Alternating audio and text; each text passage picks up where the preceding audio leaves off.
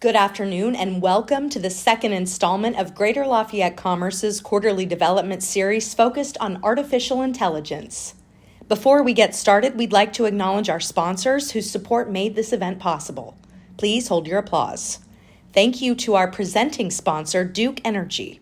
And thank you to our series sponsors, CenterPoint Energy, Centier Bank, Citybus, DeFau Automotive, First Farmers Bank and Trust, First Merchants Bank, Franciscan Health, GeneX Solar, Henriot Group, Horizon Bank, Huth Thompson, IU Health Arnett, Ivy Tech, Keller Williams Realty, Kettle Hut Construction, Kirby Risk, McGohan Brabender, Old National Bank, Purdue Federal Credit Union, Purdue University, Security Federal Bank, Star Associates, T-Bird Design Services, Tempest Homes, Titmont, Tippecanoe Building and Construction Trades Council, Ton and Blank Construction, and Wabash.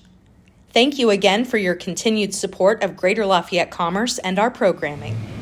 Good afternoon. I'm Scott Walker, the President and CEO of Greater Lafayette Commerce, and I want to welcome you all to the second session in our four-part quarterly development series. And this one is focused on artificial intelligence in the workforce. We're excited to be here today with you at the North End Community Center and appreciate the use of this space. I'd like to acknowledge our elected officials in the room with us today. Usually I am better at this, but I did not get the full list of elected officials. So if you are one of our elected officials, I know we have a county commissioner here. Commissioner Murtaugh, please stand. We have some township trustees, I think. So please stand if you're one of our township trustees that are here. And Commissioner Brown is here. Thank you for attending. So let's give a round of applause for all of our elected officials.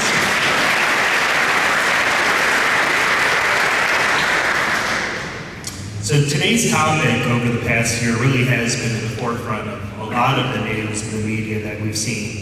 It was also identified in a member survey as a subject of interest in many, and one of our members did come to us with this idea too, and so we want to acknowledge that. We are narrowing our focus to four subcategories today related to artificial intelligence, including ethical implications, workforce transformation, AI in healthcare, and AI in education. Four panelists will present today in their areas of expertise, and we will leave time at the end for questions. We have a very insightful presentation planned for you today, and here to present are J.P. Messina, Assistant Professor at Purdue University.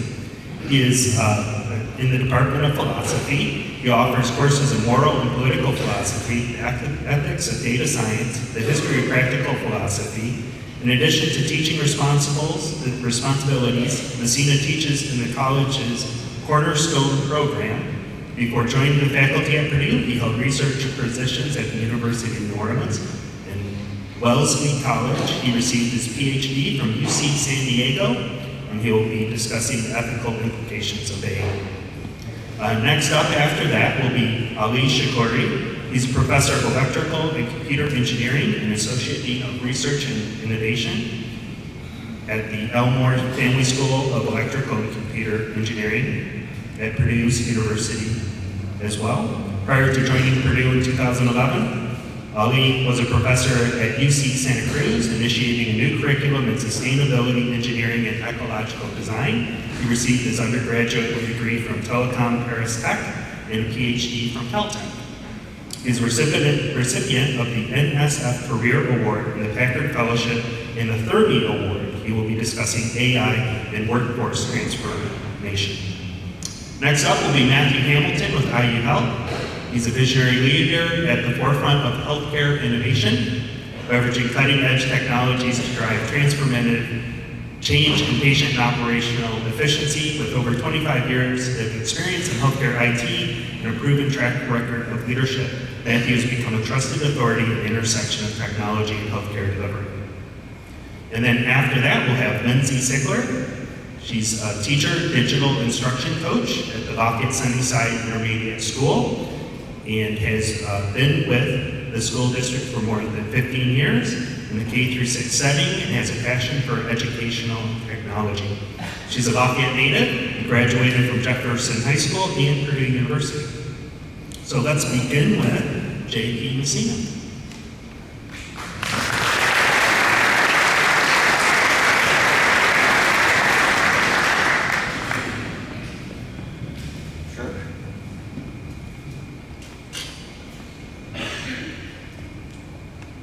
All right, well, thanks very much for being here. I know you've got many places where you could be. This is a really exciting time to discuss the changes that artificial intelligence is going to force upon our civilization and the ethical implications thereof. So let me, I guess, say a little bit about my own research in the area. So the main project I'm working on currently concerning the ethics of artificial intelligence concerns deepfake technology. If you're not familiar with the terminology, what deepfake technology basically does is allow for people to create images and video content and audio content that is inauthentic, but seems to be authentic. It raises major challenges for our identity verification systems and for our political communities. So with the Governance and Responsible AI Lab, of which I'm core faculty, we're designing an experiment now to investigate one of the leading proposals for addressing the problems that deepfake technology might have. That proposal is watermarking. As far as we know, there's relatively scant evidence that it will help. Watermarking, in at least some manifestations, involves literally affixing some sort of an image to the artificially generated content to indicate that it's not of authentic provenance, that it was artificially generated. And so we're going to be organizing a study to help out with that. But that's not the most interesting thing to talk about for this group, because this group is interested in workforce issues and commerce issues and things of that nature. So I thought I'd just say a few words about a few different areas where I think there are major ethical issues looming. But there's also, and it's really important to be clear about this, lots of promise in this technology for transforming the way we do things, for lowering the costs of doing business, for helping businesses compete with larger competitors, especially when they're small, and so on and so forth.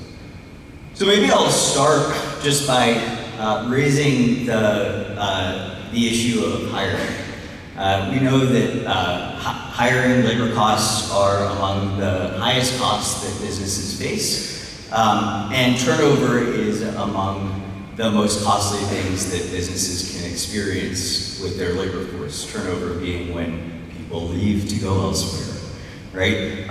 One of the respects in which artificial intelligence stands to help is by allowing businesses to better identify talent, by helping them narrow the range of candidates for positions, and by better helping them attend to candidates that might be well qualified, but that business might otherwise overlook or not know. And that helps with turnover, because if you hire the right people with the right preferences over location and over job descriptions, they're less likely to try to leave.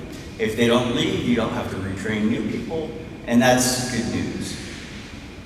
Unfortunately, hiring algorithms have some problems. So you might be familiar with Amazon's recent efforts to design a hiring algorithm, the effect of which was basically to discriminate against female applicants. Instead of hiring the best people for the job, regardless of demographic status, gender, Amazon's algorithm wound up hiring mostly dudes. Problem, right? The other thing to note is that these algorithms aren't always transparent, so you won't always know what it is about the various candidates, their resumes, and their application files that are causing the algorithm to recommend the candidate. And because you don't know that, you don't know if your values and its values are aligned. And so it's important before you implement these kinds of things to talk with the designers to learn if you're well calibrated, if you're looking at the same kinds of things, if you care about the same kinds of things, because it won't solve whatever problems that you think that you have if it's looking for one thing, but really you think the problem is somewhere else. And finally, it's important to note that you can't offload your responsibility for hiring in fair ways that are sensitive to merit by saying, well, the algorithm told me to do it. And that's a relatively weak kind of response. So that's one area in which I think AI is transforming the business world. Hiring and selection happens in educational institutions too. Algorithms might be used to narrow down applicants to places like Purdue and so on and so forth. Here's a second area in which AI stands to transform the business world, and that's in lowering the cost of content creation and content editing. So if you've heard of large language models, things like Google's Gemini and OpenAI's ChatGPT, these are models that can produce large tracts of well-written grammatical text that can be used on websites and marketing materials. They can be used to reach out by email to consumers and potential clients. But here too, there are some really important ethical issues to think about. The first is that these models don't have a perfect track record of producing content that tracks the truth. Researchers in the AI space call this their tendency to hallucinate. They make things up. So whoever you have using these large language models to produce content for your business, you'd better make sure that they know enough about what they're talking about to guard against producing misinformation that might harm your clients, your consumers, your community, and in the end, your bottom line. Another issue is that LLMs all have a large intellectual debt, so to speak, to human creators, right? They're trained on tracts of text that are written by human beings. And so when you think about whether you want to hire a content creator that's a human being or hire someone at a lower salary that is just going to be generating content with an AI system, it's worth thinking about the degree to which your actions might be part of a pattern that results in there being less human-created content. Human creativity is a beautiful thing. Creating content and engaging those human capacities for creativity is a beautiful thing, and it would be a shame if there were fewer opportunities to do that sort of thing. The other thing to be on guard about with respect to LLMs is that they make it really easy for people, applicants, students, to misrepresent an LLM's work as their own. And so you might want to have some procedures in place to check to ensure that materials submitted by your applicants are not artificially generated, that they're authentic, that if somebody claims to be able to produce a piece of writing on a topic that's important for you, that you maybe ask them some questions to verify that they actually know what they're talking about, because they may not. In my own space, this is the new problem of plagiarism. So we worry about people submitting essays that they didn't write, whereas before they would just have to find someone to copy from, and it would be relatively easy to tell when they had done it. A third area in which AI is poised to change things up a bit is in addressing workplace culture. So the post-COVID-19 pandemic environment has seen an ethos change. You might be familiar with talk of quiet quitting. This is when people accept a job. Instead of performing to their maximal capacity, they'll do the bare minimum, basically threaten you, fire me, I dare you. In response, AI systems have been developed to track what your employees are doing on their computers, to make sure that they're on task, that they're not whiling away company time on social media, TikTok, and so on and so forth. That can present some efficiency gains, and it's worth thinking about, but it also presents some pretty significant privacy challenges and can have negative unintended effects on your business culture. People don't love to feel like they're watched all the time, so you might think about various ways in which you can address those kinds of problems through other means. And the final fourth thing that I want to talk about is on a larger scale, and it concerns this idea that was famously introduced by the economist and sociologist Joseph Schumpeter, called creative destruction.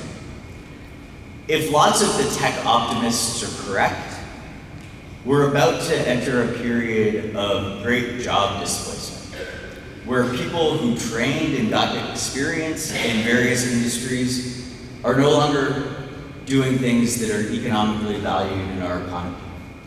And so one of the things that you might think about, and I'm at time here, so I'll just wrap up with this sentence. One of the things that you might think about in addressing or living through a period of creative destruction at a scale never before seen is how you might help people transition from opportunities that they trained for to new opportunities or different opportunities that they might not have invested in themselves. So thanks for your attention. I'm hoping that we'll have a good conversation in the Q&A, but nobody wants the philosopher to go on longer than they're invited to go on. So.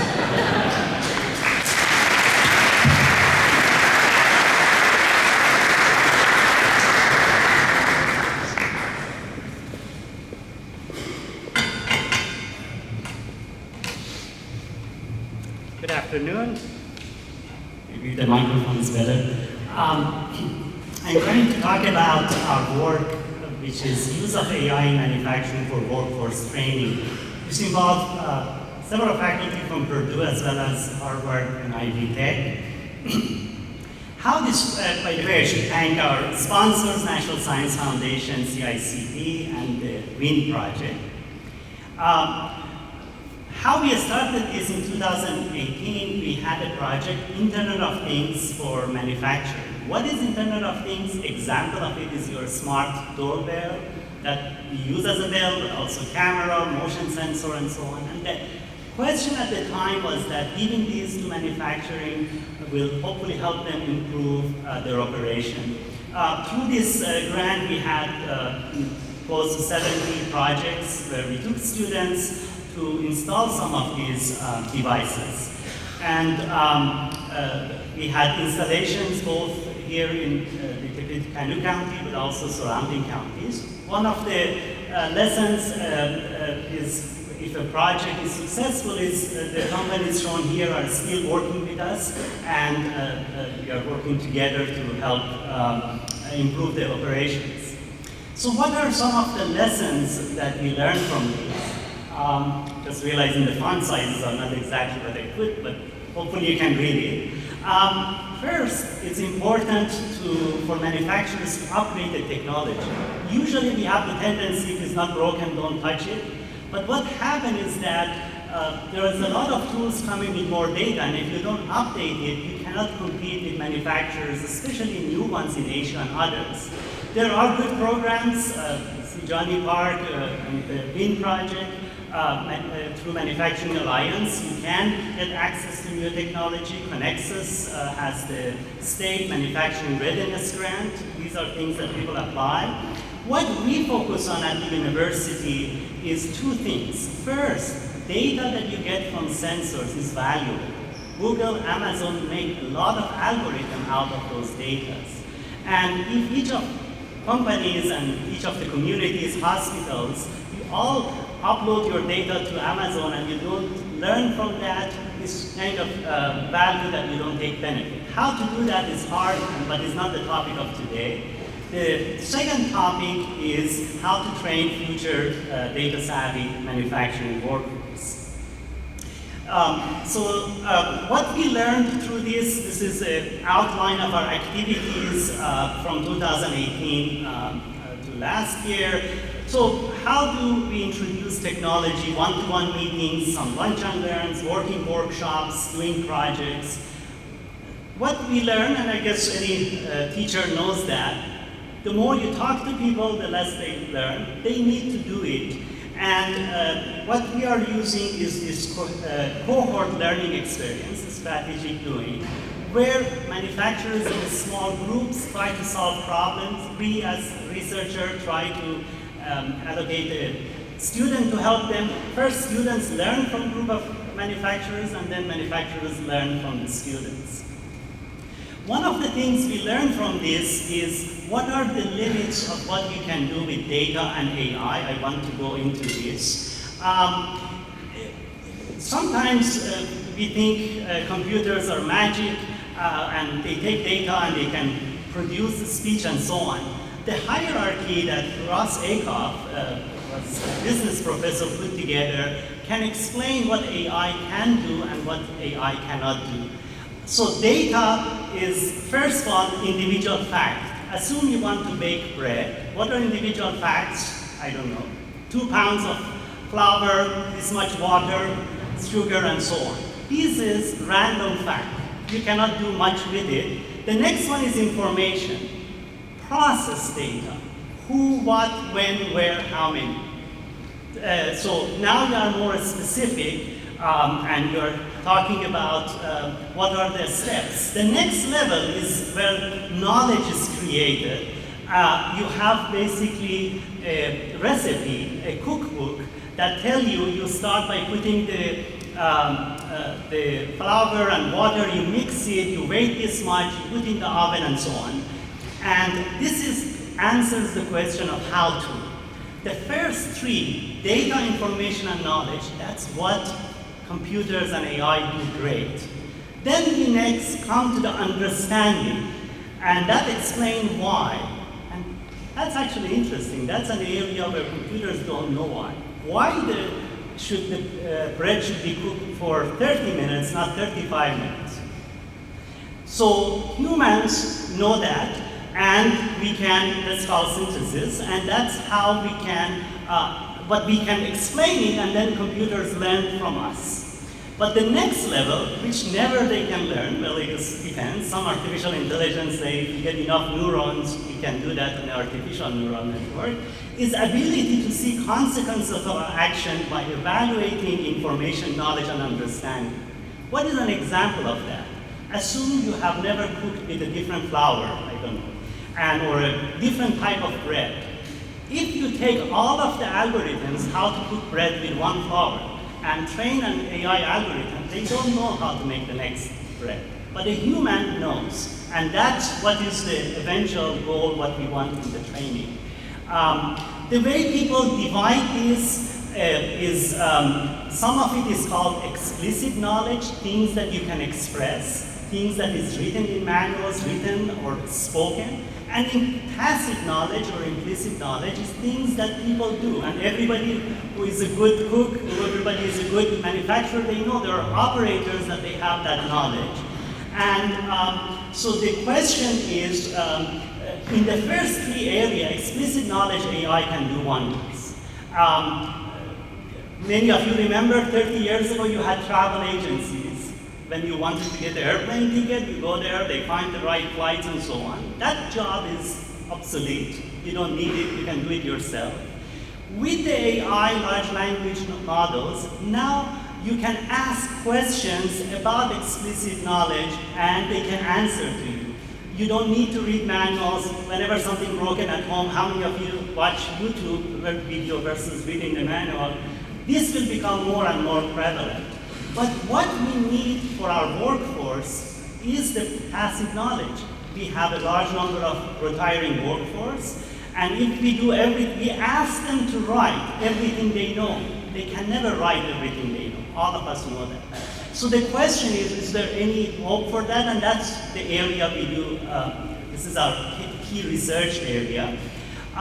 So the workforce training, large language models such as ChatGPT, Copilot, and so on. This is beyond manuals, beyond workshops, you can do it. But if you want to go beyond that, if you want to capture the tacit knowledge of the retiring workforce, there are possibilities. It's interesting, about 30 years ago, Ikujiro Nonaka, at the time was a professor, I think early on was professor at Berkeley, then Harvard.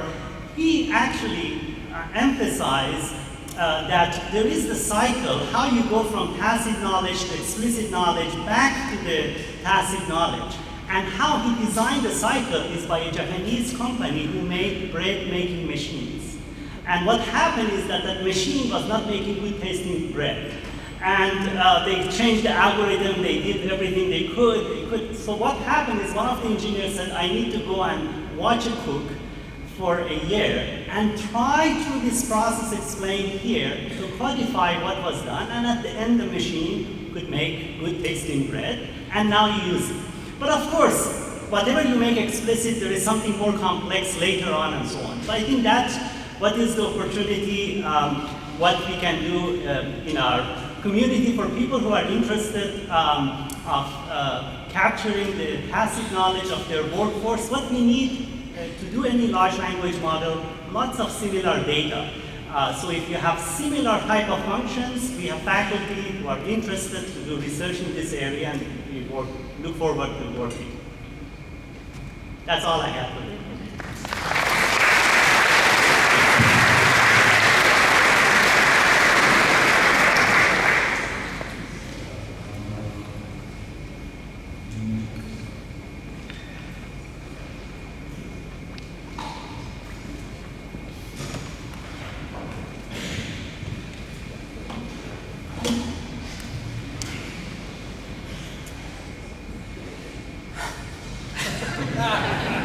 Goodness, so thank you very much. As the slides show, my name is Matthew Hamilton, and last week I got a voluntold message from my leader who said, "Hey, I'd love it if you would go sub for me at this conference." And so I said, "Great." So Monday this week, I jumped on a call and I said, "So an intimate deal.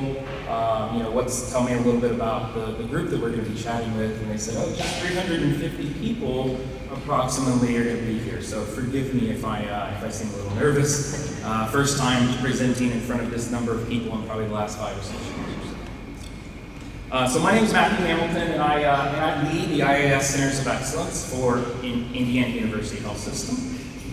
I'm going to be doubling up here as I try to switch both back and forth. So this is my family. I do the obligatory, talk a little bit about my family. I do want to point out these are not AI generated. That is my real family. And as you notice, I have sourced this. It's from my wife's Facebook, which is an approved location for sourcing family photos of my wife specifically.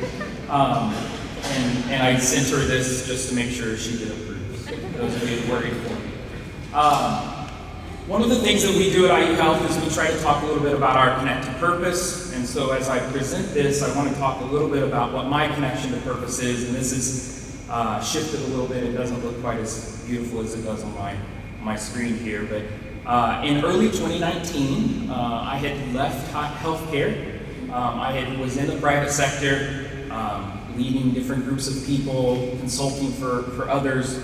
And I had 129 days of pain, effectively, where I lost 5 family members in a very short amount of time, including a grandmother, my parents, and a very close cousin. In addition to that, I spent a period of time where, at one point, frankly, I had 3 family members in 3 separate ICUs in the metro area that I lived in. I had a mother-in-law, my aunt, and my mom, all in different ICUs across the metro area. And it was that point that I said, I've been out of healthcare for about 5 or 10 years. I really want to get back in and see what we can do. See if I can make a difference and make a change. And I spent the next 5 years or so working in a startup that got acquired by Providence Health, focusing mainly on AI. And so that's my call to purpose, why I came back into healthcare, and why I get to have a great opportunity of speaking in front of 350 of my closest friends today. So, a little bit of presentation outline. I'm going to talk a little bit about the capability building that we're spending at IU Health. We'll talk a little bit about AI today, and then we'll talk some about what we're doing. Just a few things as examples of what we're doing and what we've been doing over the last roughly 7 months at IU Health. So what is the head of the IIS Centers of Excellence? So, most people look at this and they don't understand what a Center of Excellence is. It's kind of a term that's starting to be used a little bit more in workforce. At IU Health, a Center of Excellence used to be a group of people across the organization, cross-cutting, who came together and worked on a side project that was specific to their domain, but those individuals weren't focused on that wholly. That was not a capability that they had, and it wasn't an opportunity that they had to spend their full amount of time and effort on it. And effectively, we recognized that that wasn't going to set us aside, it wasn't going to put us at the top where we wanted to be, and it didn't set us up for excellence. So what did we do roughly September of last year, so just 7 months ago? We started a process of focusing on AI and ML, automation, software development, and building the capability and capacity in the organization to think differently, operate differently, and hopefully provide value back to our community. As I switch back and forth, so we have a call to arms. Can we build a culture of innovation at IU Health? Can we do something magnificent? And how would we do that? Know me, see me, care for me is our thought process and philosophy around how we interact with our patients and our customers. Our mission is to provide a personalized and compassionate healthcare. And how do we do this differently, right? So IU Health, roughly 40,000 team members across the state of Indiana, right? Roughly 1,200 IT team members, right? It's a big group. We've been mostly transactional in the past with our teams internally and externally. So we're trying to figure out how can we think differently? How do we learn from big tech and peer organizations about how to do this better? How do we foster creation of technology, give people space to ideate, right? Don't tell them what we want them to accomplish. Talk about the problem that exists and figure out how to solve it. Don't give us the steps to get there. Talk a little bit about what the problem is we're trying to solve. Create and nurture strong partnerships with our academic institutions. IU is one, obviously, as is Purdue. Foster curiosity and experimentation, and provide paved roads. So what does that mean, paved roads? Well, ultimately, this is new, guys. AI is relatively new in what it is doing for us today in the workforce, right? And so from the paved roads perspective, I had a team member the other day say, you know what, we don't just need a paved road to get there, sometimes we need the signage to get there too. So we'll talk a little bit about that. Our strategy is not just about building everything because we can. We want to buy what's appropriate, the right solution at the right time when necessary, when it's cost effective to do that. Build things that the market doesn't offer. Create the future we believe in. Paved roads are critical with street signs, we say. And then launch. We want to deploy. One of the problems that we've had many times, we come up with these great things and it stays pocketed. It would stay just in Indianapolis, or it doesn't make its way to Arnett. It stays in Arnett and doesn't make its way to the South region, right? We've got to stop that. Think it from a system perspective, because we can gain quite valuable opportunities if we think bigger, right? And actually deploy. Get the products and services that we're building out into the team to do something better. So our objectives for strategic organizational transformation, full disclosure, this is not my slide, it's my colleagues, and so I didn't come up with a really awesome graphic there. But how do we do this? Create a robust arsenal of reusable components. We call that pave the way, right? So many times we've built small little pockets of things that are just one-time use and don't get used over and over and over again for different services. We want to build those and reuse them. Reduce friction, facilitate enthusiastic adoption, and that is delight the customer. We've been really transactional, as I said. We're building a relational experience with our customers, both internal and external, from the IT space. Improve time to delivery, automate to elevate. This is where some of that AI comes in. Discover strategic opportunities to leverage services, and we call that integrate to elevate, and ensure quality, consistency, and security of services, and secure by design. We embed security team members with our software designers, our AI and ML experts, and our automation experts as we go around. So let's talk just a little bit about, and this does not look exactly the way it does on my screen, so I apologize. But AI and ML COE, it's the first investment that we made. Frankly, the organization said, hey Matthew, if you would come in, we'd build an AI team, and maybe roughly a quarter later, we'll start looking at software development, and then a quarter later, we'll build on the next. So we built a team of AI and ML experts, roughly 12 people. That started in September. Into November, we were just starting to get our wheels under us, what we're planning to do, right? How we're going to operate and think differently in the organization. Very quickly, they said, hey, this was super fast. Let's just go ahead and start the software design team and the robotic process automation team and all of it. Let's just do it all at once. We can do that, right? So as I said, roughly in September, we started the process of AI and ML. My team today is roughly 78 people in the organization, focused on this service and presenting value back to the community. So let's talk a little bit about AI. So in 1950, is roughly when AI actually started in the organization. Now, contrary to my daughter's opinion and my hairline, I wasn't around in 1950. But chatbots were around roughly in the 60s, right? How many knew that? Did anybody actually recognize that one guy right here, the guy that presented earlier.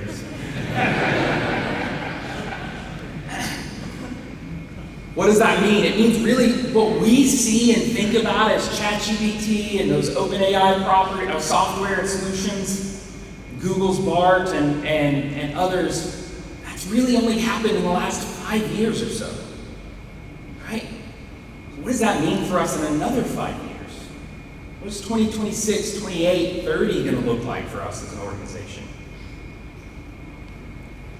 As I said, things are changing quickly. Risks are emerging. You've heard a little bit about what he was talking about earlier around hallucinations. There are many other things. Discrimination, privacy, notice and explanation if you're using AI in the environment, human alternatives, right? These are all things that we should be thinking about. And we think about them on a daily basis. We have built governance and compliance around every single solitary version and use of AI in the health system. You cannot acquire a software solution to be used either patient or non-patient facing in the organization without going through governance. And that is for the communities, obviously the community's security and safety. But we don't build anything internally. We don't use data sets internally without going through those same processes and evaluation. So this is cut off a little bit, I apologize. So applied AI, where does this fit, right? Where does artificial intelligence fit? We call all of this as a department, intelligent automation. So robotic process automation, optical character recognition, rules-based chatbots, and business process automation, we build those out as robotic process automation tools and services, mostly to focus on non-clinical spaces internally, right? How do we speed up the delivery of services to people? How do we empower humans to not have to copy and paste data from an Excel document into a form or vice versa, right? How many of us actually have to do that right now? Every day, or at least once a week, we're having to copy something and paste it somewhere else. It's not value add to the business. The intelligence that's actually there in your team member is being wasted because all they're doing is copy and pasting something. We're trying to eradicate that from our organization by building out robotic process automation services to do that non-value add work. So the artificial intelligence, where does that land? Natural language processing, machine learning, and deep learning. That's the things we talked about just a little while ago, for some of them. So this is a great little saying, and I apologize that copy and paste, moving this from my machine to the presenting machine, cut it off. But we have a saying, AI is the wave pouring into healthcare, and it's here to stay, guys. I went to a conference a few weeks ago, HIMSS. It's one of the biggest healthcare conferences in the United States. in that conference, you literally could not go 2 booths across this huge facility in Orlando. 2 booths. I started trying to count. I couldn't go 2 booths without someone saying AI on their splash, right? On their brand and their marketing, in some form or fashion. So our opinion is if AI is the wave, generative AI is the rave. And this was really beautiful red, aligned with our colors and brand, and I apologize if it didn't come across either. But large language models are a type of AI algorithm. We've heard of those before. Generative AI are AI algorithms that generate outputs based on the data that you give it, right? And it's trained upon. Unlike traditional AI systems, they're designed to recognize patterns, make predictions. Generative AI creates new content. So speaking of new content, I'm gonna admit something real quick. So yesterday, they messaged and they said, hey, can we get a bio? And I was ridiculously fearful when he started reading that bio a few minutes ago in front of everyone. Because I ChatGPT'd it.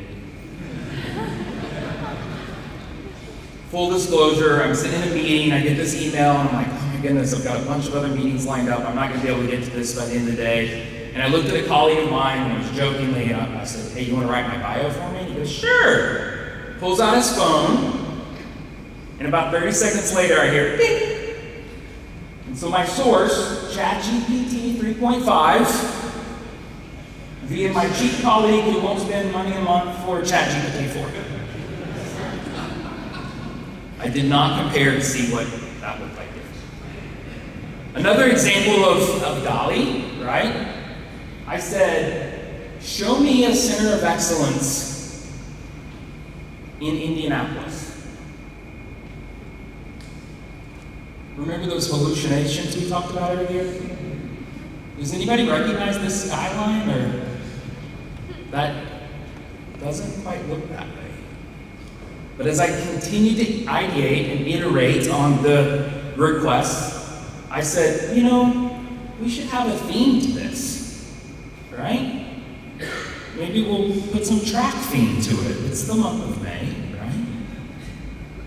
And the color and brand should align with IU Health's color and brand. So in all seriousness, what have we been doing for the last few months? We've been getting busy, frankly. Form, storm, norm, and perform, right? We've all heard this before. We've been through the form and storm phase. It's almost 100 people very quickly trying to figure each other out, build out the services underneath the hood to be able to launch new services and AI. We've acquired new hardware. They've been deploying hardware services for us, both in our data center and operationalizing it across multi-cloud strategies, so we can move workloads of AI both on-premise and into the cloud based off of the cost associated to it and the scale of the workload we need to build. What are our problem spaces? Patient throughput, discharge complexity, cardiovascular disease, central line infections. And all of that is based around AI and ML operations, which are important with the foundation, and process governance, which is frankly even more important. Whoa, this did not come across, so I'm just going to read it off mine. Here's the initial problem spaces that we focused on. Ambient clinical listening. Right? What does that mean? If you go to the hospital, do you want your doctor or provider focused on taking notes or typing on the computer about what they're telling you? Or do you want them looking in your face and chatting with you and having a true conversation? I'm guessing the latter. But they still have an obligation to document everything that they did at the bedside. So what if they walk in and they say, hey, I'm gonna use an app. It's going to listen to what we say. It's completely secure, stays in our environment. It's going to document it for me so that we can just talk. Radiology support. Employing AI and language models. We'll talk a little bit about that in a second. Fall prevention. We've all had a family member in the hospital, right? Worried about leaving grandma for a few minutes while we go down to the cafeteria, right? What if she decides she's a big girl? She can get up and go to the bathroom by herself. And reducing hospital-acquired conditions and infections. This is a big one for us, right? We don't want someone getting sicker while they're here to get well. So this is one of the fun ones that I'm going to talk about. So this is automated, the right one? Yes, okay, sorry. Automated extraction of PVC signals from ECG data using AI methods. Anybody ever had anyone have an ECG? You have an Apple Watch on, you can run an ECG, right? You know there's a lot of data that happens in a very short amount of time. There's technically 12 leads that get attached to your body, 12 separate pieces of signal information. So what happens if you need a cardiac ablation to be able to fix a problem with your heart, right? Yes, sir, I'm getting the wave. What we have an opportunity to do is extrapolate all of that data, isolate those individual waves patterns, right? Identify which one is off, and tell a cardiac surgeon, hey, guess what? Instead of spending 30 minutes poring over this data, this is where you should target the cardiac ablation. And all they have to do is look at the point that they were just pointing to and validate that's the correct location. And then they can do a lot more procedures in a shorter amount of time. So I will cut myself short because I got waved at. And it wasn't the AI wave, it was the shut up wave. So thank you guys.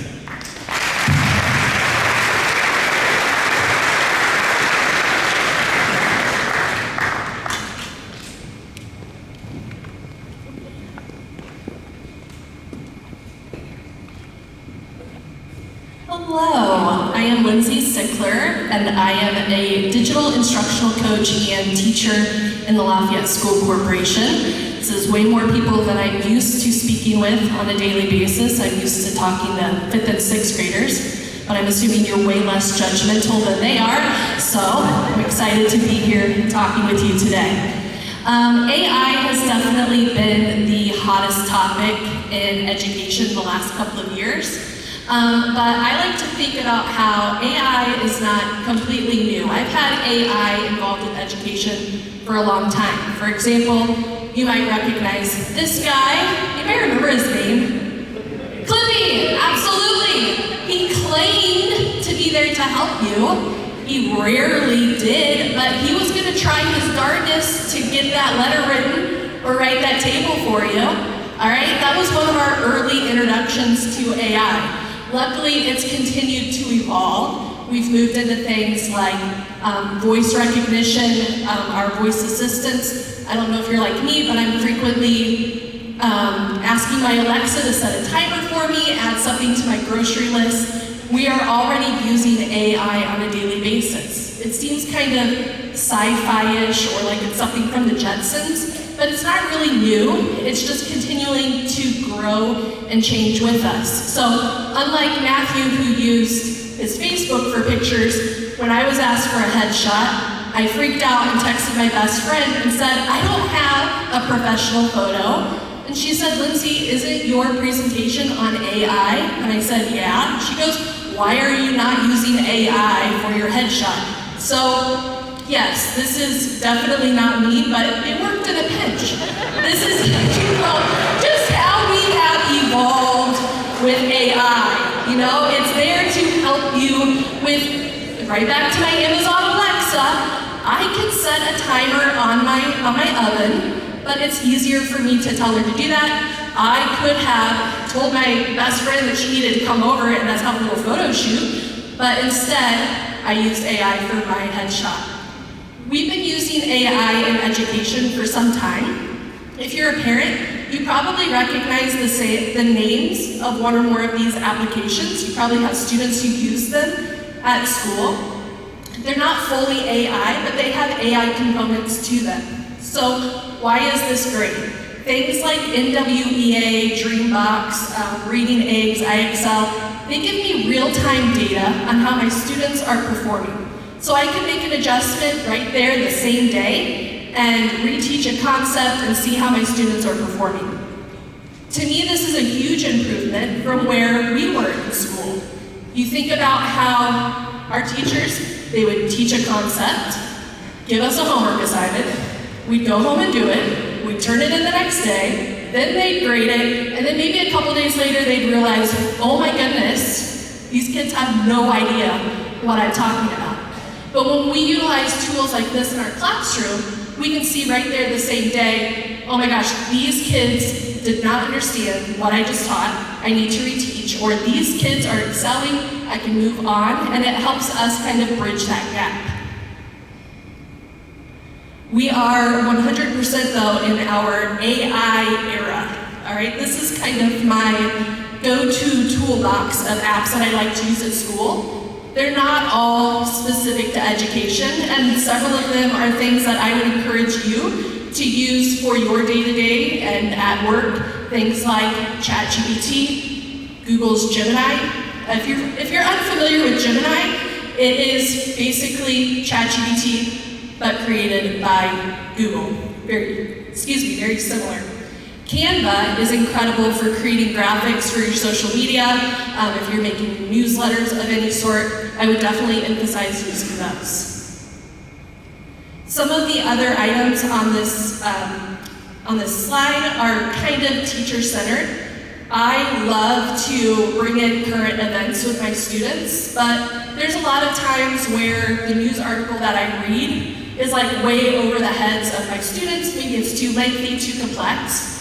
So I can take whatever news article that I've read, plug it into something like Diffit, QuestionWell, even ChatGPT, and I can say, here's the article that I have, here's the age level that I'm working with, and it will rewrite it so that it's more on their level, and I can discuss those current events, and we can discuss an article from the New York Times, but it's written at a level that they understand. Just yesterday, I had students who are learning about Greek mythology. So I knew that I wanted students to compare and contrast two different stories from Greek mythology. But I couldn't decide really like what stories I wanted to discuss. I knew Pandora's Box was going to be one of them. I could have used Google to look all over for the perfect story written at the ability level of my students. But instead, I went to ChatGPT, told them what I was looking for, and within seconds, it was writing out two different passages for me, gave me compare and contrast questions to go along with it, and while it's not always 100% perfect, it gets the ball rolling a lot faster than if I were to start up a Google search, click on a bunch of links. I had something to use right there. I use ChatGPT to help write emails. I use ChatGPT to come up with activity ideas in the classroom. I might say, oh, I'm talking about simple machines next week. I need some great activity ideas, and ChatGPT will start generating things for me. I can do this when I'm planning a field trip, getting checklists, those kinds of things. If you're not using ChatGPT or Gemini, I really, really, really encourage you, after this, once you get back to the office or get home tonight, please Google ChatGPT, give it a try, and I think that you will love it. There are a lot of apps that are also centered specifically for teachers. If you have a teacher in your life, share this with them. MagicSchool.ai. It's a toolbox of resources for teachers, so I can do anything from generating math word problems to leveling a text, getting strategies for instructional practice, classroom management strategies. It's got a plethora of content that I can use and create with.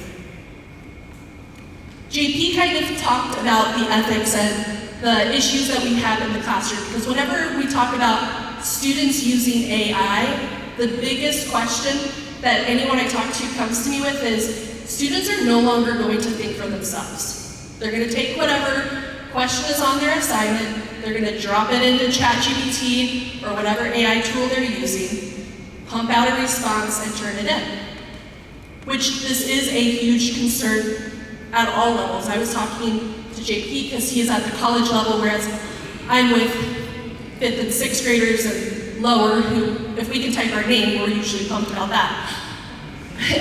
When we're talking about using AI responses, for the most part as a teacher, I can tell if a student is using ChatGPT on their assignment.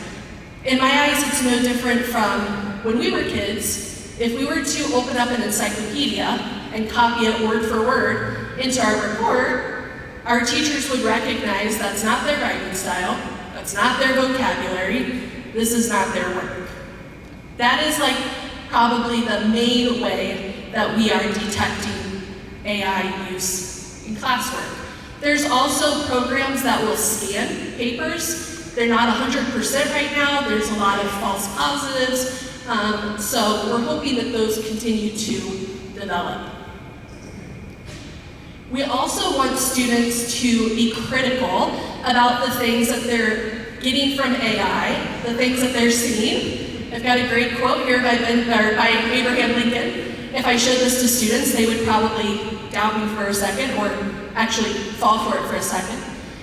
They were talking about how we get misinformation from AI. There are biases, there are misunderstandings. So the same way that we have continued to evolve the classroom with the introduction of technology, we want students to be critical thinkers. I know that 10 years ago, when we started getting devices in the classroom, there was a panic. There was, kids are gonna have Google at their fingertips. They no longer need to think for themselves. And we've realized that's not the case. We're 10 years out from our schools introducing technology in the classroom. We've found new ways to get our students to think critically, to work together, and to get those soft skills that are important in the workforce. I think that we're gonna have the same thing here with AI, where the question really isn't that how we're gonna keep students from it, but rather how we're going to help them learn how to use it correctly. So that's just a little bit about AI and education. Thank you.